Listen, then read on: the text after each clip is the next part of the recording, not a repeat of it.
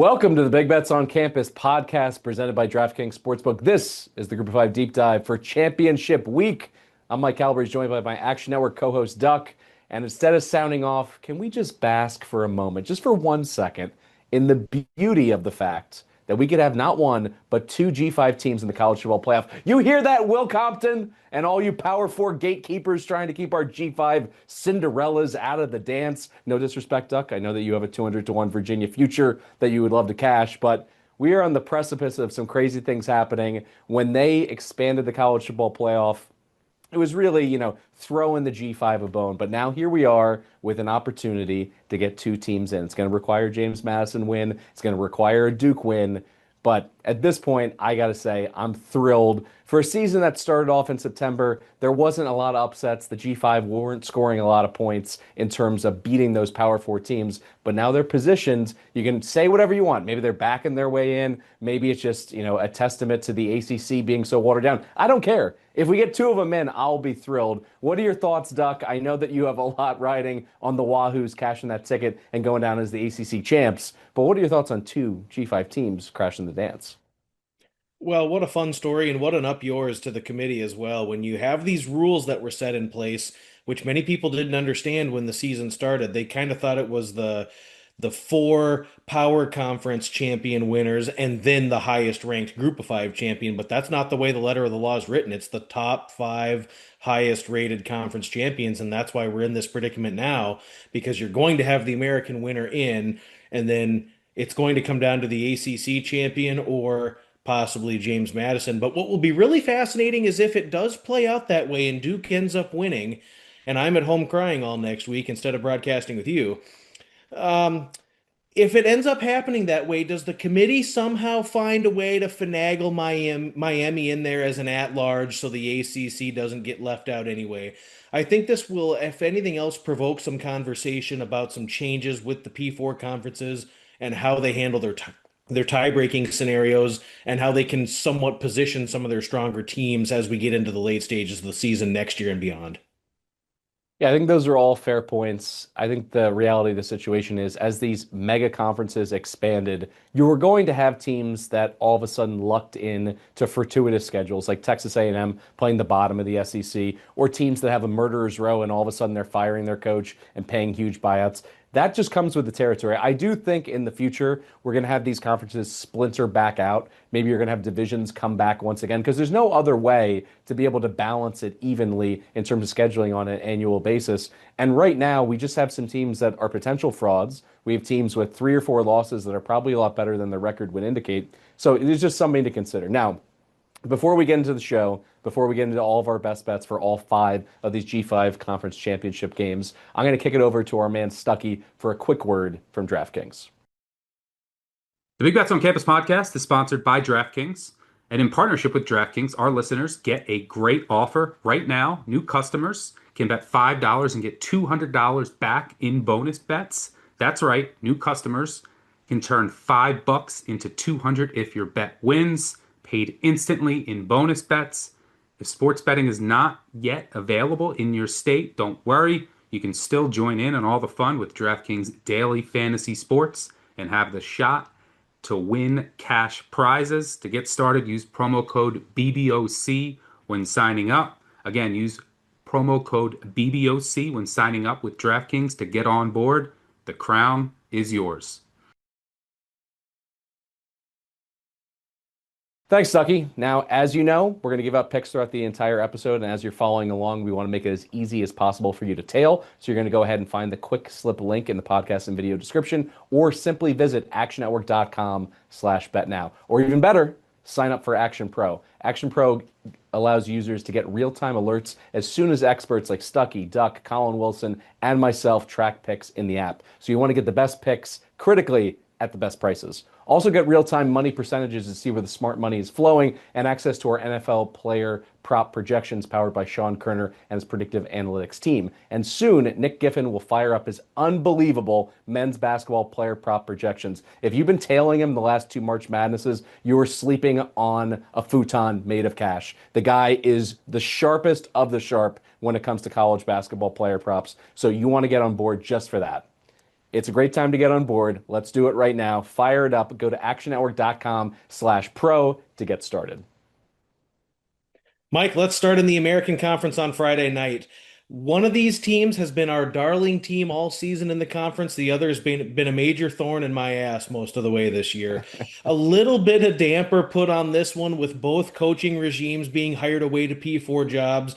We're likely going to have some amount of bandwidth that's been taken away from their teams the last week or so since they've been hired away.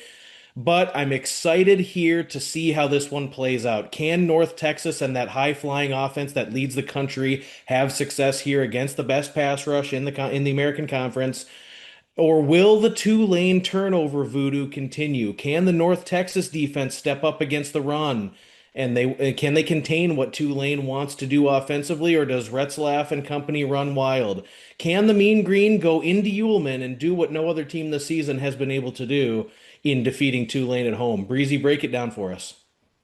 Well, my thoughts here are pretty simple. Tulane, I mean, at least on the defensive side of the ball, they've earned their keep. They are a serious team. Summerall sticking around to coach this thing out. I'm glad that we're seeing it because you've seen it at the P4 level. As soon as these guys have an opportunity, they're taking the next charter flight out of town. He's going to ride it out, same as Eric Morris. I love that from a G5 morale perspective. But I still think that this Tulane team never quite came together fully on the offensive side of the ball. I will give their defense their flowers. They held 5 AAC opponents to below 20 points. You know, they're top 30 in so many different defensive metrics. But I think there's an opportunity for this North Texas offense to crack them because of their balance. Much has been made of the Mestamaker story. I mean, I love the kid. The fact that he didn't start a varsity game in high school is just absurd. It takes that, Matt Castle story from the USC days and just doubles down on it. So in terms of him being a folk hero, it's already secured. But they don't need him to throw 50 times in this game. They got Hawkins out of the backfield. He has 16 rushing touchdowns in the last 4 games. And when it's not just, smoke and mirrors or broken plays or, a couple long touchdown runs. The fact of the matter is you look at them in line yards and rushing success, they're top 10 in both. So when you balance those things out, I really like this Eric Morris offense to find the way through this Tulane defense, whether it is playing great situational football, whether it's relying on Hawkins, or if they're down. There's not a game script or game flow that I'd be scared of. If they're down by 10 points in this game, I don't think they're drawing dead. Whereas if you look at Jake Retzlaff, he has put the ball in danger consistently. I had to go through and look at some of his turnover-worthy plays, both on tape and then in the passing charts that PFF puts together. He has 17 turnover-worthy plays this season, and you could see it in those performances when things started poorly, like that performance against UTSA. When he gets at the deep end of the pool, he starts flailing. He starts putting the ball in harm's way. He's speeding through his reads, trying to force the ball downfield. So I think from a game script, game flow perspective, if Tulane on their home field falls behind, I think there's going to be a lot of pressure that's going to slide squarely on Retzlaff's shoulders. And I don't think he's going to be able to answer the bell. That's my take on this game. I'm fine with the money line. I'm fine laying the 2.5 underneath that key number of 3. And also, from a live betting perspective, if the Mean Green go down early in this one, they're certainly not going to be drawing dead. I'd love to get them, catching 3.5 plus money. So I'm going to bet them pregame, and I certainly wouldn't shy away from hammering them as soon as that first score of the game is tallied, particularly if it's on the Tulane side. Generally you're going to go broke betting against Tulane at home, but I don't think this is the same Tulane team that we've come to know and love over the last 3 to 4 years. And despite UNT's run defensive metrics, I don't think Tulane's going to go in there and run the ball on these guys. When you look at North Texas, they played Navy, Army, Rice, South Florida, several dynamic rushing offenses, and several of those teams, all they do is run the football. But a lot of those rushing yards were surrendered in the second half with the games already decided. North Texas was rotating in the second platoon and second team guys getting reps. I think Tulane's going to be up against it here, and if you put Tulane in situations where there are obvious passing downs and Retzlaff has to do it with his arm, I think these guys are going to be in major trouble against a legitimate North Texas defense that I think is very good. Tulane should see very little explosiveness in the pass game. And, you look at the red zone offense, 28 touchdowns and 50 trips, and North Texas's red zone defense has bowed up time and time again this year. I think we will see Tulane struggle to move the ball into the red zone, and when they do, they'll settle for field goals. I can also see a second half script where if North Texas does have the lead, maybe they take the octane off a little bit here and try and salt the fourth quarter away, use that run game to control the clock, play some keep away, which is something they're not accustomed to doing, but I think we'll see that here. I think this game plays to the under, and I like Tulane's team total under 32.5, which is widely available about everywhere. Now, as you can see, if you're watching on YouTube, we went ahead and we got dressed up. You got to dress to the nines for championship week here in the G5. And it's kind of been a rags to riches story. I'm surprised these two teams have made it to the ball in Conference USA. As a matter of fact, if you go back and listen to the tape in the preview season, we were both not so high on Jacksonville State. We thought that they were going to be a team that struggled to find an offensive identity. The whole, kind of mix of Rich Rod and his staff leaving and then Charles Kelly coming in without that head coaching experience, what would they look like this year? It got even worse on the Kennesaw side of things. The Conference USA, by the way, they threw out the preseason poll, at least the traditional one, where they ranked the teams top to bottom. Instead, they went with a voter confidence about their likelihood of getting to bowl eligibility. I'm still not exactly sure what the hell they were doing with that. Was everyone voting 0 to 100%, or was a vote 100% to get to bowl eligibility? Anyway, in terms of that, if you look at it, they went with Jacksonville State being the third likeliest team to go ahead and get to bowl eligibility, 6 wins out of CUSA.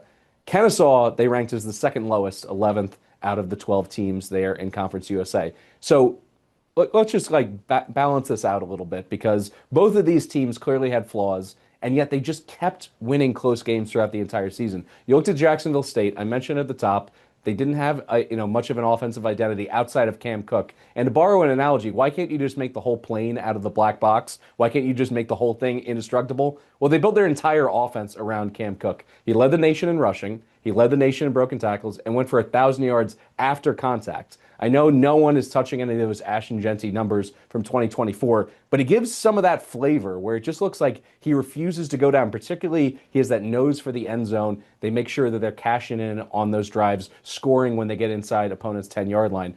But you have to figure that Kennesaw knows what's coming. The guy's going to get 25, 30 carries in this game. But I've had enough of betting against Cam Cook this season. I've had my fill in that regard. Now, Kennesaw, on the other side of things, they've lived on the edge with 5 one-possession wins. Jacksonville State, by the way, if you look at it, they have 5 wins by 3 points or less. So it would seem, stands to reason that you should play a close outcome in this game. In terms of the point spread right now, it's the Owls laying 2.5 with a total sitting at 59.5. There are some markets out there where you can go margin in either direction. I think it would be a pretty sharp play to go 4 points in either direction on this game. You can manually bet that out as well for exact outcomes. But I just kind of view this, if I had to play it, I can't fade Cam Cook any longer, even with Kennesaw finally getting some offensive momentum later in the year. Amari Odom, by the way, finished on an insane year. It finally all came together for the Owls quarterback. He finishes against Missouri State and Liberty. Ready for these numbers? 11 total touchdowns, 731 total yards of offense. But against this very same Jacksonville State defense, played the worst game of his career, 3 interceptions, 0 touchdowns. So every time I'm starting to talk myself into fading the Cox, I'm back to this has got to be a pass or a close game. What are your thoughts on this one? Do you think a conference that clearly has been drawing dead from the college football playoff perspective still has a little bit of juice, still has some entertaining football to deliver up this week? What are your thoughts in this Conference USA Championship game? Should be very entertaining. Should be a little weather that's expected for this one. Could be some rain showers that could make the game touch and go because there could be some thunder and some lightning there. Shouldn't affect the gameplay too badly, but it is something to watch. Kennesaw should be able to throw the ball here. Both quarterbacks they've used, Williams and Amari Odom, have thrown it really well this year. Both have combined to throw for 3,000 yards. Kennesaw has found success in the pass game, accumulating the chunk plays this season, while J-State gives that up defensively, 108th defensively in surrendering explosive pass plays.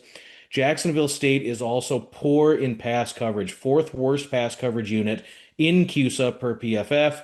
When you look at the Gamecocks, they're pretty banged up at linebacker. They've got a couple linebackers out, a couple D linemen that are projected to be out for this one. This defense really could struggle here for Jacksonville State to get stops if the Kennesaw pass game is clicking. And based on what you just threw out there to us, it likely will be. Jacksonville's going to run the ball here a ton. Strong rushing team with Cam Cook and Caden Creel. The two-headed monster has been really dynamic this year on the ground. Kennesaw's giving up a ton of explosives in the run game. You look at three linebackers potentially out for the Owls in this game. Could be major trouble when Cam Cook gets to that second level. You talk about breaking tackles, gashing defenses. It could be a really long night for this Kennesaw State run stop unit here, I would imagine. Both of these offenses should be able to feast against the opposing defenses. We should see a higher scoring game. I look at the matchup earlier this season, which ended with 61 total points.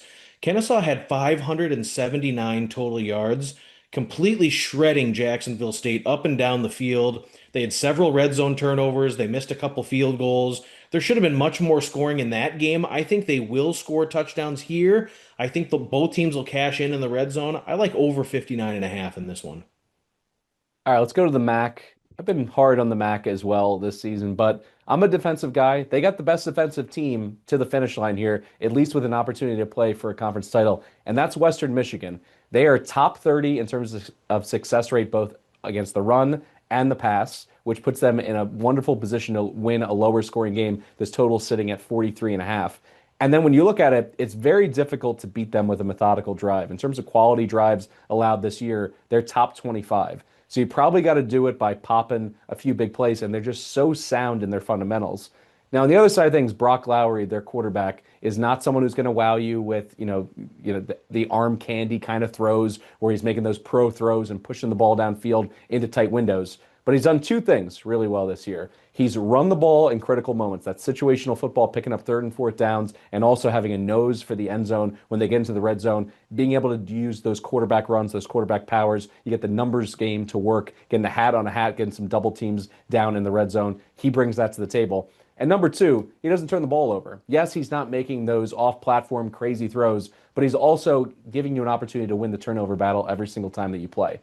Now, on the other side of things, Miami of Ohio preseason, the expectations and really the ceiling, I think a lot of people thought if everything went right, you got Chuck Martin, a head coach who's won in this league. You got Taquan Finn returning to the MAC, somebody who's played at a conference player of the year level. Put those two things together, what, they could win 9, 10 games? And then out of the chute, they go 0-3, including that absolute heartbreaker against UNLV. And then you fast forward, Taquan Finn just quits the team. He's going to focus on his pro future. What pro future? And now all of a sudden you got to turn to Tommy Gotkowski, who 2 full games worth of work, almost, basically a start, and he came in very quickly in the other game. He's put together some interesting tape. I don't think there's any reason to think that they have to be truly one-dimensional. But in terms of where they're trending emotionally, to lose a starting quarterback, to lose, a captain of your offense, someone who should be someone who's making the big plays when you need them, it seems like the number has not moved far enough in Western's favor. Do you agree with that? And do you think this is a potential ladder spot for a Broncos team that usually would be the opposite of something like that? Because their offense, it's like pulling teeth. You don't want to give away extra points. But the way this defense is playing and the consistency of Lowry when they get the ball into the red zone, am I crazy to think that they can win this game by double digits? I don't think it's crazy. I have not bought into what I've seen from Miami of Ohio this season offensively. The most original, uninspiring, non-dynamic offense that you could possibly draw up. And now you're tasking a third string freshman quarterback. He did catch lightning in a bottle against Buffalo. Buffalo's played such seat-of-your pants football all season. The turnovers, the flippant nature with the ball, just not getting stops defensively. The most disappointing team in the MAC is Buffalo. He caught lightning in a bottle against them. And then, they did beat a hapless Ball State team in the last game of the regular season at home. And now you go into Ford Field in the MAC championship game and line up against this elite Western Michigan defense, and he's got to do it there under those lights? I don't think so. Western Michigan, I look at this team being vastly prepared this time around after completely blowing a game they played against Miami of Ohio earlier in the season. Their only conference loss this year. Western Michigan's defense is elite in taking away what opposing offenses want to do. They're great at making you feel uncomfortable in standard downs and in third down. I look at Western Michigan, 32nd nationally in defensive success rate, 34th against the run. The pass rush, Nadeem Tucker and Rod McCray, they are coming after you. 17 sacks between the two of them this year. Miami's going to run the ball a ton. They run the ball 61% of the time on the season, and I don't think that they're going to have to be truly one-dimensional here, but they're going to run the ball. And I don't think they're going to have a tremendous amount of explosivity on the ground. And so now you're tasking a new quarterback, a young player who hasn't had a ton of time in the seat, to have to make plays in third and medium or longer against Western Michigan. I don't think it's going to go very well. When I look at Western Michigan offensively, back-to-back games now scoring 30 points, I like the creativity I've seen out of this offense, specifically in the run game. Speaking of the ground game, they are humming 640 yards and nine rushing scores the last 2 weeks. I would guess that Walt Bell and this Broncos offense is going to have a little bit of creativity in the dome setting. There's not going to be any weather to have to worry about. So I think they dial up a few things that they can get some creative ways to get the ball out to Talik Williams and Blake Bosma in space. Let's go back and look at that meeting couple weeks back earlier in the season between Western Michigan and Miami of Ohio. Western on the road was dominating. 17 to 9 through three quarters. Miami hadn't scored a touchdown. They had 220 total yards of offense through three quarters. Western had an 8-minute stretch of bad football. It went touchdown, punt, touchdown. They were kind of out of it. It was Daquan Finn who was the hero in that game. He dazzled in the fourth quarter. His heroics won Miami of Ohio that ball game. He walked out on these guys. He's not there. Everyone's looking at each other in the fourth quarter, and you're down by 8. You need to score. Daquan's not there, so now it's going to be even tougher for this offense to try to overcome adversity, which I think they'll face against Western Michigan. I think this game's going to be close. It's going to be lower scoring. I'd lean under if I had to play that, but I like Western Michigan to win this game. Go find the 1.5, or if you want to find a cheap money line, minus 120 or so. I think Western Michigan's going to win this game and claim the MAC title. Let's turn now to the Mountain West. You're going to cover this one. This line confuses me. I don't understand where the public sentiment, maybe this is one of those pure G5 moments where the public's like, oh, Boise State, they've owned the Mountain West for years. They clearly must have the superior athletes, the superior game plan, coaching, quarterback play. That's not necessarily the case yet. Here we are, kind of solidified in the market with them laying 4 against the running Rebs, who, by the way, if they don't give up a late touchdown against New Mexico, they're an 11-win team. I know that they were, fortunate in so many instances, but this is a well-coached team. This is Dan Mullen with the right quarterback. The whole body of work is on display here. A full season of Calandria. He was able to really cut down on those dramatic turnovers and turnover-worthy plays that he had at his time at Virginia. Why is this number solidified with the Broncos laying 4? Is the wrong team favored here? Well, it's so funny how this played out, right? You get the all the metrics that are plugged into the computer, and they run the algos, and they spit out this matchup for us again. UNLV versus Boise State. I feel the pain for New Mexico and San Diego State. It was really sad how that came down to it. Came down to computer rankings. You kind of had that thought once we kind of saw it after the games shook out on Saturday that New Mexico might end up getting screwed. And Well, hell of a just job real quick, Duck. I mean, San Diego State, that overtime performance where they took 1, 2, 3 false starts in a row in a game with their season on the line, and then throw an uncatchable pass on their final down of the entire season. Brutal. Like, throw them right into the wood chipper. I understand they had a great season, but this offense was such a rough watch. My heart does not break that they're not in the conference title game. New Mexico, on the other hand, though, I mean, did anyone do a better job than Eck? If you are not voting for Eck as National Coach of the Year, then clearly you don't know ball, because this guy walked into a situation that they could have won 2 games and no one would have blinked across the country. Instead, he flipped that from the win total to the loss column and put them in a position to play for a conference championship. They got screwed by the computers, which, feels like a throwback to the BCS days, but what an incredible job. Like, people should be beating the drum for this guy to be filling, forget about a good G5 job. He should be at a quality P4 job at this point. All that being said, I don't care that the Aztecs are not there. The Lobos did get hosed, though. And they're coming off one of the swaggiest looks of the entire season. That turquoise alternate uniform. They got to find a way to wear that like every other game. Yeah, Land of Enchantment throwbacks. Those were sharp. It's interesting we get this matchup again though, and just one where it seems like one team has the other team's number. 10 straight wins for Boise in the series. We saw this game play out 56-31 earlier this season. Maddox Madsen's going to give it a go, trying to come back from the devastating lower leg injury, which sidelined him for several games. He's only had a month worth of recovery time here. UNLV is going to run the ball. Calandria and Jet Thomas have been awesome the last 4 weeks.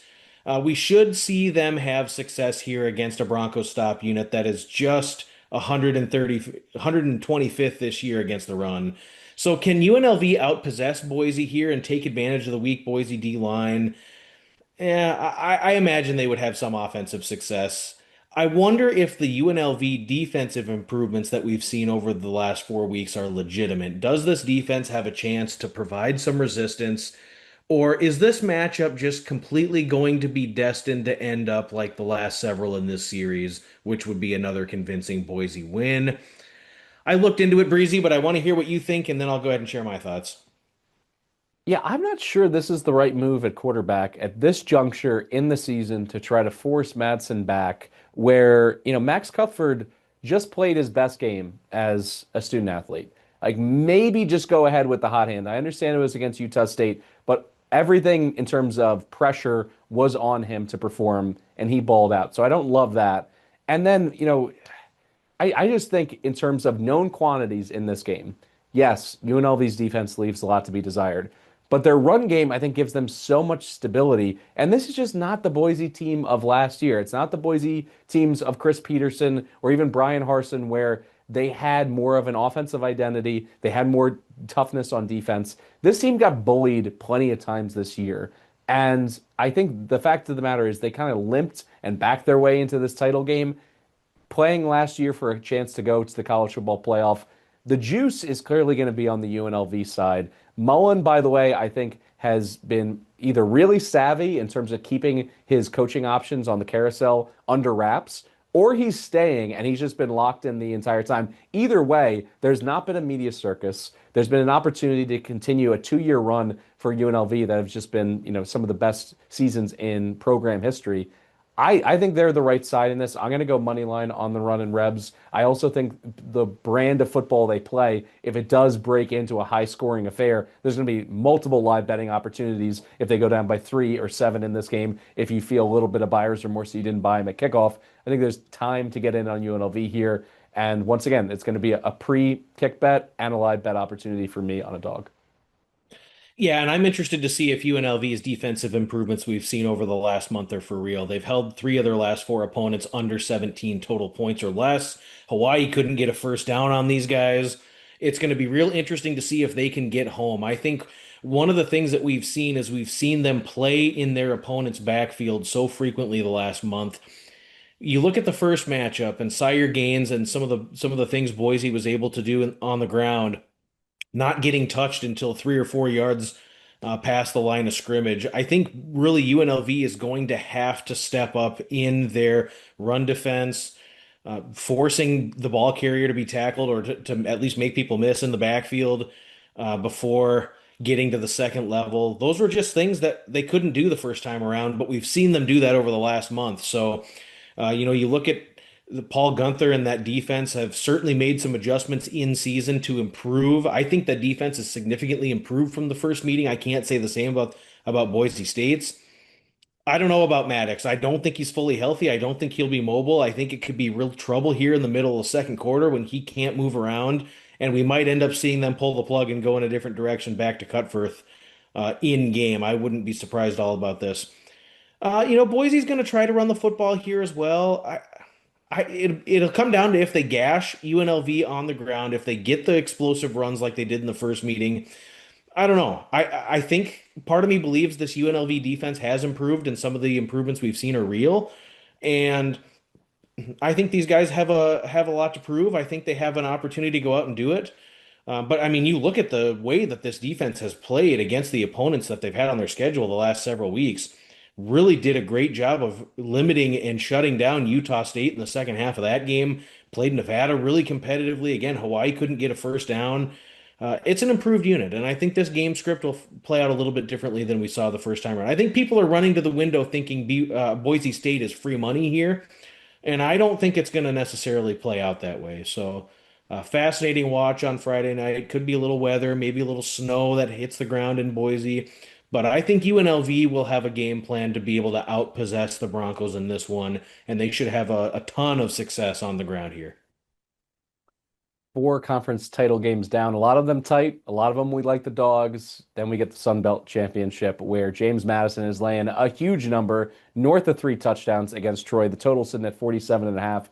And it's been a weird year for James Madison because they came in with the preseason hype, but their early season schedule was circled against Louisville and against Liberty.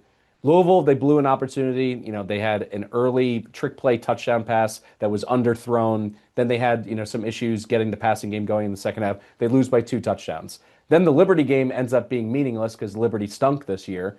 So they just have flown under the radar really for 3 months. And now finally people are waking up and saying, oh, if Duke wins the ACC championship and James Madison at this point is 12-1, I guess the Dukes get to be in. Yes, the Dukes do get to be in. They've won 10 straight games. And by the way, when you dig into it deeper in terms of their offensive explosion, in their last 6 games, they're averaging 48.5 points per game. And the difference is that Barnett, who came back from that gruesome leg injury, there was always some thoughts that maybe they're just going to go with the transfer quarterback who didn't get his bag at UNLV, that was coached up by Chesney at Holy Cross. Sluka is going to be our guy. Well, he was their guy for about 14 minutes of game action, and then they went to Barnett. But the thing about it is he needed to get 100% healthy to show everything that he had in his bag. His legs were so critical. You could just see it in terms of him being a rhythm passer, short arming throws in the early going in September and early October. But he has turned the corner as a passer, and you're seeing him in the run game. When he pulls it down, he's not just getting 4 or 5 yards and sliding. He's cutting, it has full range of motion, lateral agility, all of it. So with that back, and with the addition of Wayne Knight, who's just been an all-purpose monster, this offense is really dangerous, one of the best in the G5, and I can see why sportsbooks are respecting him to the degree that they're laying this big number here. And the thing of it is, just at first blush, this seems like too many points in a conference championship game. But I can't get over the fact that Troy scored 10 points against Arkansas State, who, let's do the celebration there from the kids. That defense stinks. And then Old Dominion, they got shut out. I know they had injuries. I know they had a lot to overcome in terms of game planning with different quarterbacks and having injuries along the offensive line. But I just don't see them being able to hang with James Madison if they play their best football. And why wouldn't they come with the juice here? Chesney's not been poached, an opportunity to go to the college football playoff. This has really been a program ever since they elevated from the FCS level. They've been basically yearning for national respect. First it was, it's not fair that we can't win the Sun Belt as we transition. Then it was, can we win a Sun Belt championship? Can we get to the college football playoff? It's all there for this team that I think is ascending. 23.5 is too rich for my blood in terms of a pre-kick. I'm really hoping that Troy can get an empty possession from James Madison, maybe go down and get a field goal, get this to 17 or something like that, and then I'll hop in. I think that's the right number here. My power ratings call for this to be south of 20, so 23.5, blowing past 2 key numbers there is a little too much. What are your thoughts here in the Sun Belt? And do you agree that this James Madison team is just criminally underrated in their current constitution? Give that little constitution nod to James Madison. The fact of the matter is they're just such a better team than they were on October 1st. Yeah, and very much under the radar with the media, and really quite criminal what the College Football Playoff Committee did, ranking Tulane ahead of them and not even ranking James Madison in the first couple of sets of rankings was really disappointing. And I thought they played much better against Louisville than the final score, had the lead at half, had a chance to punch one in on the goal line late. Had a couple turnovers that were really costly in that one, but shut down everything Louisville wanted. That same Louisville team that went out and beat Miami handily, shut them down entirely for about 3.5 quarters. This one seems one-sided. JMU should win this game and should win this game with margin, but we have seen the Dukes play around at times this year, and they've found themselves in closer games than expected. Liberty, they struggled with for a half. Georgia State, they won by 7. Louisiana Lafayette gave them a game. Marshall, Wazoo, the list goes on and on. Now we get the Bob Chesney distractions. Could it spill over here? You have to assume that he's exerted some amount of his bandwidth in his new gig and has been peeking ahead to what's coming down the pipe for him with his new job. But yeah, I don't know. Maybe they are fully locked in, maybe not. I wonder what this group is thinking. This James Madison defense is nasty. First nationally in defensive success rate, second in pass play success rate, eighth in preventing explosive plays. Troy is really going to be up against it offensively. But you know what? Those guys are on scholarship too over there at Troy, and we've seen them play up time and time again. They had the lead against Clemson at the half in Death Valley. They played Memphis 7-7 after Goose had gone out with injury, 7-7 at the half, and had a couple chances to put a few points on the board. Didn't come to fruition. You know what? Our darling Southern Miss, they went down there and beat those guys on the field, never trailed in the game, extended the margin in the fourth quarter. So they've played up at times when they've needed to. Two games now where Goose has looked pretty good. I mean, he did it against Southern Miss, one of the best teams in the Sun Belt Conference. We all thought it was going to be Southern Miss here, and Goose and Troy had other ideas. I agree with you that this one could possibly get ugly in the second half. James Madison has allowed a grand total of 2 points in the second half in their last couple of meetings. They just don't allow points in the second half. My power ratings cannot get to this number. My power ratings make this 19.3. We've seen very little movement outside of this move into 23 and a half. If this were to get to 24 and a half, I would take a swing with Troy here. That's my buy point. Otherwise, if we don't get the 24 and a half, I'll probably maybe consider making a live play. I think this number is overinflated. You are certainly paying a tax to play the brand and to play JMU here. They're the better team. They're the stronger team. They're going to win this game. It's just a matter of how much. I kind of feel like their chance to impress the committee and really make a statement was a couple of weeks back when they hosted Wazoo. They should have won that, or should have gone out and tried to win that game by 4 touchdowns. Instead, they were down by 10 in the fourth quarter and had to really rally and come back in order to win. So I don't know. I kind of think Troy can give them a little bit more of a fight than what everyone else is giving them credit for here. 24 and a half, I'm in on the Trojans. All right, that'll do it for today's episode, Championship Week episode now in the books. Thank you so much for listening. You can do a couple things to support our show. First, you can go ahead and hit those quick slip links in the video and episode description to tail some of the bets that you heard here in today's episode. You can also sign up for Action Pro, which gives you real-time alerts when any of us book any of our bets. That's Colin, Stuckey, Duck, and myself getting the best bets at the best prices. Last piece, you can also throw us a 5-star rating and review wherever you listen to the pod. We would be tickled if you did. We can go ahead and throw you some futures. This is going to continue to roll right into college basketball season. And that's the last piece of it that we want to let you guys know. As these episodes get spread out over bowl season, we're going to start peppering in more college basketball coverage, which is not just for me and Stuck and the three-man weave and Greg Waddell, but also our man Duck is going to be on board as well. And we really appreciate everyone interacting with us. We got the weekend warm-up on Friday. I'm going to talk through some of the live plays, not just for the G5 title games, but also for the Power 4 title games on Saturday. All right, that's it for the show. Thank you so much for listening. And as always, best of luck with all your bets.